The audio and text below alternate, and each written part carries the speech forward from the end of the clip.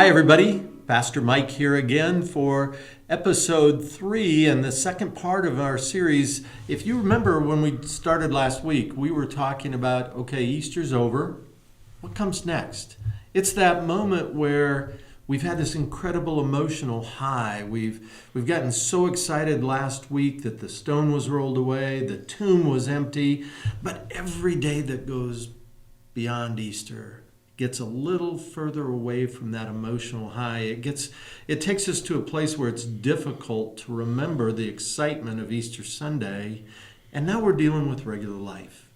I am privileged today to be joined with the Reverend Dr. Greg Neal, Senior Pastor at Grace United Methodist Church here in Des Moines, Iowa, and his husband, Cade Rogers, our Southside Director of Ministries, and so much more to all of our churches right now.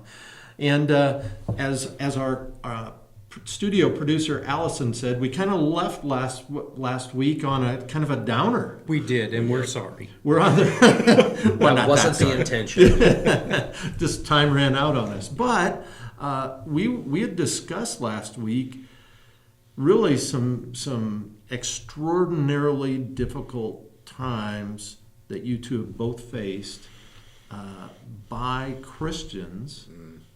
Manifest itself through our churches because of your sexuality. Yeah. Mm-hmm. Some difficult things. So I think as we step into this next episode, my question and you know why I invited you both here today is I think there's so much to learn from your faith. And I want to start a little bit today to talk about your each faith background, because they're both different, substantially different. So if you could tell us a little bit about where you were coming as you entered into this season of difficulty, where you were coming from with your faith journey. You want to start or you want me to? Why don't you start? Well, I came from a lens of just becoming a believer. And we're going to love Cade even though he's from Oklahoma, right? Yeah, we are. Okay. Begrudging. I just wanted to put that out there. Begrudgingly. So, I did. I grew up in Oklahoma. I'm sorry? As am I. No, I grew up in Oklahoma, and I did not. When I was a kid, we went to church. It was when I was really little. And the church that we went to split because they were fighting about something. And my mother picked, whichever one she wanted, and we went to that one. And within a year, that church split again. Oh, wow. And my mom said, that's enough, right? That's too much conflict. My kids don't need this. And she pulled us out of church, and I never went back to church with my mom. So my aunt would take me every once in a while as I became youth age to a Nazarene church, and we would go. And it was fun. You go and you have pizza and you have the foosball table, and I liked that part. But there became a point when the youth director, I guess, suspected I was gay, and I had this ambush moment in a frozen yogurt shop when I was a youth, and it really turned me off completely from faith. So you fast forward to my adulthood, and I would avoid topics about faith. I would literally go out of my way to not talk about faith because I just wasn't sure what I believed. Interesting, because I know a little story, and you can share the people. All of a sudden, you're working in a church. That's right. And why were you working at the... Well, I say I used to be a full-time professional musician. And I never say I made a living at it. So I started working in a church because I like to eat. And it seems like I needed a little bit of money. Running a soundboard and all of that was my fallback plan. If you can't make it in the industry, you can help do the AV for people who can. And a church is where I landed. So I came to this time period when I met Greg of very much just starting my faith journey over again. So I'm doing the constructing of my faith as we get to this moment that is really our low point. I'm just building up who I am as a Christian and what my relationship with Christ is. Wow. Still fragile. Very. Still fragile as you're going through this. He was baptized about 6 months before our wedding. Yeah. Oh, wow. Yeah. Wow. And then, Greg, let's compare that to yours. I grew up in a United Methodist household in the conservative South. My parents took us to church every single Sunday, Sunday after Sunday, without fail. I learned that God was love. I learned that we were called to have faith, to depend upon grace. I loved going forward on Communion Sundays to kneel between my parents and eat the Jesus bread and drink the Jesus juice. And I just loved Sunday school and I loved church. I had a fantastic time. And that was the way it was for a long time. There were conflicts in the congregation. It was a very conservative church, and there was a group in it that wanted to dive into the charismatic movement, which was prevalent in the 1970s in Texas. And so my family ended up leaving that particular church because Dad wanted that, and the bishop wouldn't allow that there. And so our family sort of went two different directions. Dad went to an Assembly of God church for that kind of worship and experience, and Mother, who grew up Episcopalian, took me back to her home church, St. Michael's and All Angels in Dallas, and that's where I ended up finishing my growing up period, getting confirmed, being a youth, doing all the stuff that you do as a kid. And I was a person of faith, but I was also a gay person of faith who got discovered by his parents as being gay and sent off to conversion therapy, where they tried to pray the gay away, they tried to fix the gay. And that was from 82 to 85, 3 very difficult years in my life. And I left the movement in 85. I left the conversion therapy, quit it in 85 when I became an adult, and tried to navigate my life in college and graduate school as a person of faith, answering my call to ministry, studying the scriptures, trying to reconcile my identity as a Christian with my identity as a gay human being, and discovering how to read the scriptures in a way that was consistent both with what we know about the Bible and also consistent with my own experience as being a person of faith who was also gay.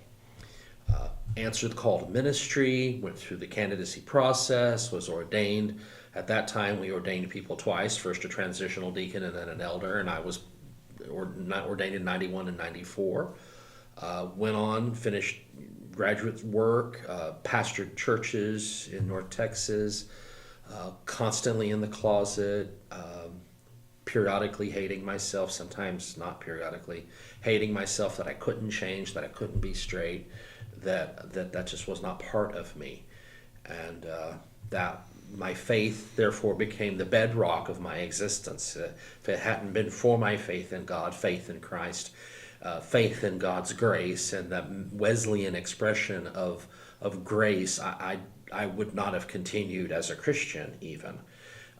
It was rooted in that experience of God's presence and the importance of the resurrection.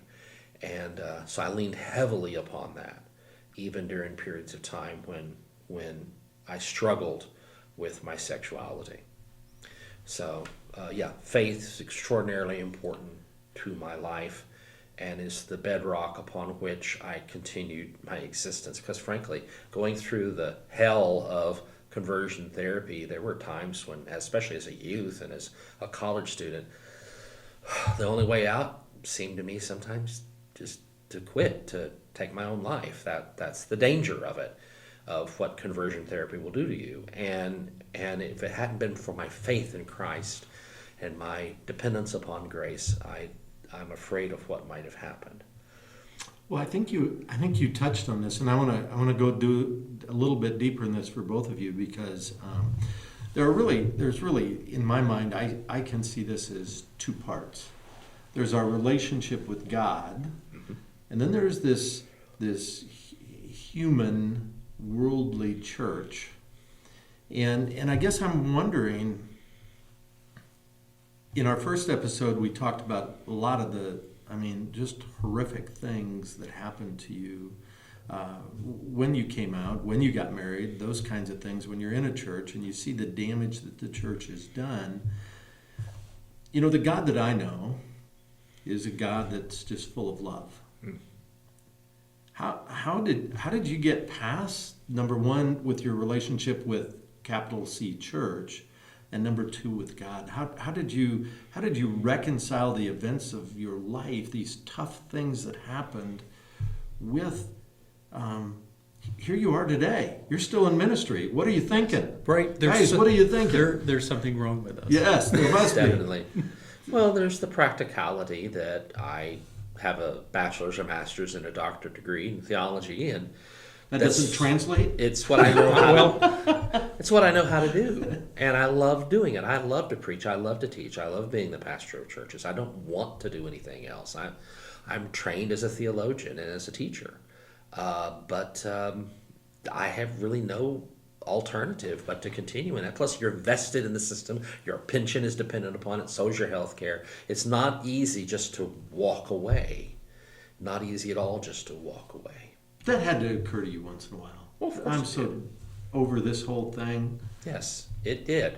But again, I'd like to eat. And when things went really, really awry after we got married, and we were under the pressure of the system and the big capital church, the denomination trying to essentially push us out, the alternatives, yes, I could try to go to another denomination, but that would have been difficult and it would have taken time.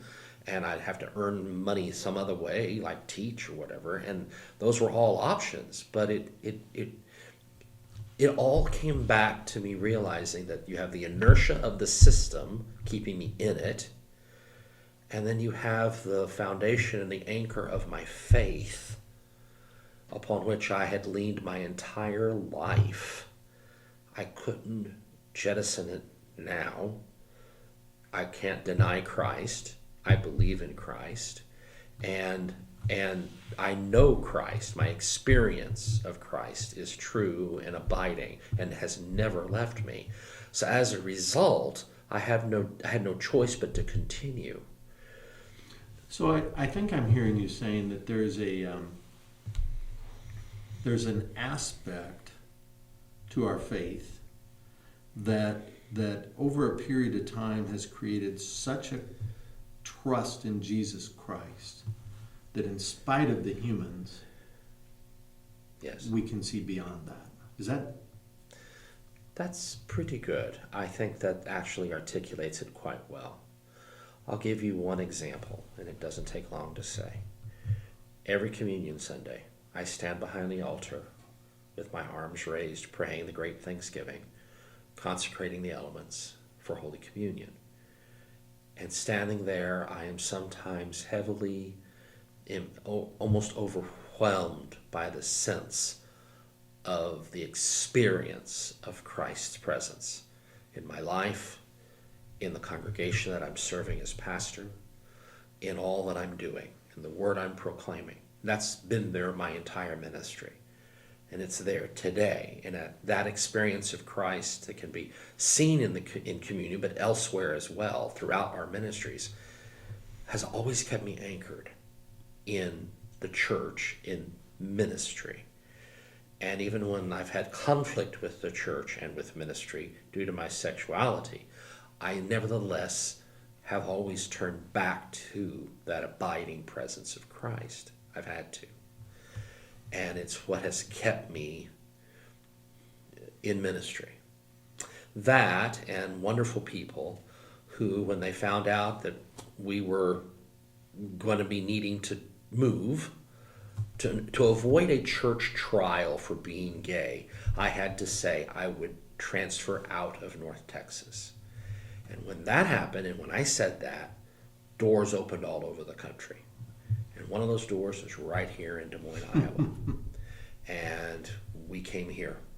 And the acceptance has been amazing and wonderful. And we are in ministry today here because of the gracious welcome that we received from the congregation we serve, Grace United Methodist in Des Moines, and the conference where we are here in Iowa. The people here have been amazing.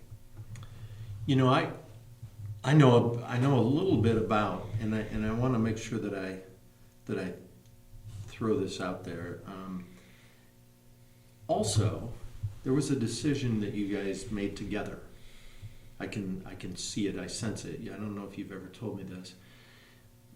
But you've now moved to a place where not only are you living this, but you're out there becoming an example for people how to navigate it. And I think that's what part of what your website and your podcasts are, aren't they? Yeah. This process it's been difficult. I'm not going to pretend like it's been easy to get to the point that we're at today. But in the darkest of nights, when it felt like the majority of our support system had turned their back on us, the truth is that I never felt closer to God. Because I think it made me realize that God was the only thing that was never going to forsake me and turn their back on me. So it is a bedrock, it's the foundation of the faith that I carry today. And I think that as a United Methodist, we're called when we join the church to witness.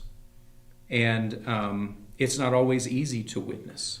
I was going to say, that's got to be difficult in its own right. Sometimes it feels like the weight of a whole group of people falls on our shoulders. That's right. And I try to make sure it doesn't sound like we're speaking on behalf of a whole community. But I think what God is leading us to do is take this thing that was traumatic and this thing that was really hard to navigate and use it to bring other people up and show other people that yes, people fall short, but God's grace and God's love never ceases to amaze me.